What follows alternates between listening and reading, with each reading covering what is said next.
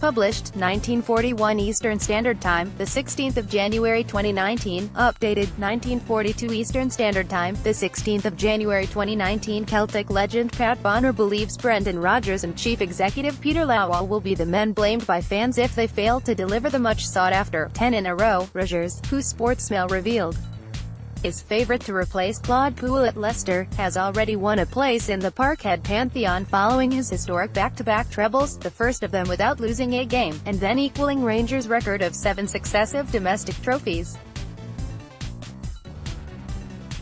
Yet, 8 points dropped away from home in December, including, crucially, a 1-0 defeat by Rangers at Ibrox, has left Celtic ahead of Steven Gerrard's side only on goal difference at the top of the Premiership, albeit they do have a game in hand.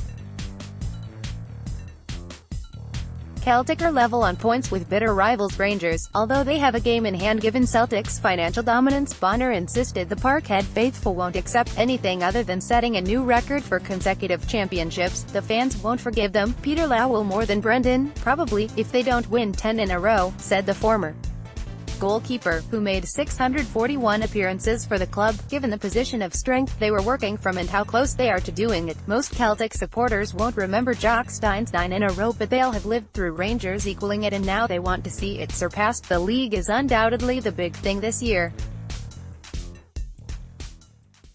I would forget about the treble and just concentrate on winning that 8th successive championship. A double this season would be enough. Boss Brendan Rodgers and Chief Executive Lawwell will be blamed for 10 in a row failure. After that they can take stock and ask where they should be going in the next couple of years. Does Brendan stay? Because if he does, then the board must back him properly. Should Celtic slip up this season or next, Bonner believes Rodgers and Lawwell would be remembered for that, rather than the multitude of achievements over the last 2 years. Unfortunately, that's the way it is, he continued.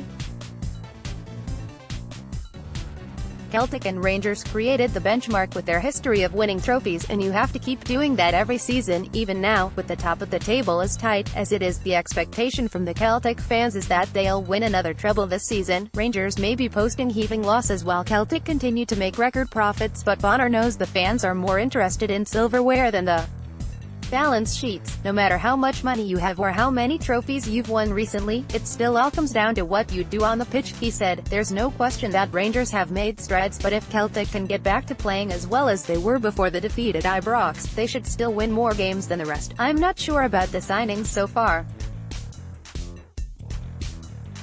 We're talking about young boys, after all, which appears to be the club policy. The big question for Brendan is whether he perseveres with Scott Brown in the holding role or puts Callum McGregor, who had the team playing so well when he was in that position, back in there. It's the biggest decision he has to make.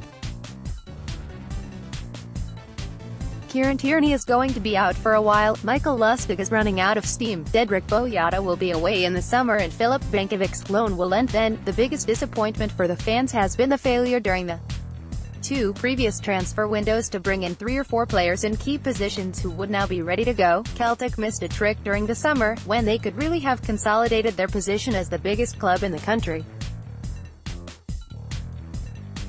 Instead, they've really been struggling up front and in midfield. It looks increasingly like the energy of John McGinn could have made a difference if only they'd been able to get that deal done.